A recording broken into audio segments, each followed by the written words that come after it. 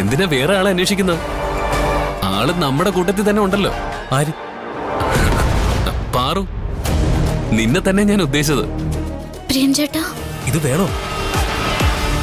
കൃത്യസമയത്ത് ജോലി പൂർത്തിയാക്കാൻ കഴിഞ്ഞില്ലെങ്കിൽ എനിക്കത് വലിയ നാണക്കേടാ. കൈലാഷ് സാറിനും അത് വലിയ മനപ്രയാസം ഉണ്ടാക്കും. നിനക്ക് എന്നോട് സ്നേഹമുണ്ടെങ്കിൽ, കൈലാഷ് സാറിനോട് സ്നേഹമുണ്ടെങ്കിൽ നീ ആ മെഷീന്റെ മുന്നിൽ പോയിരിക്കണം.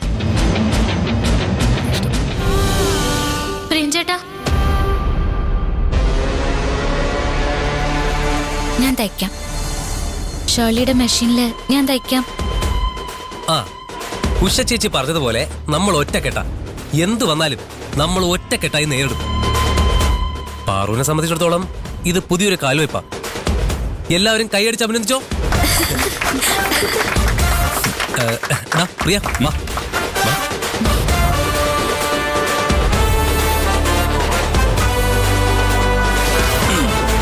ഇരിക്ക്.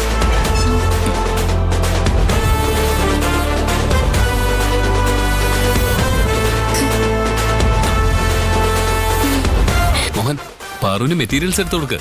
ആ ശരി. പാറു തുടങ്ങിക്കോ.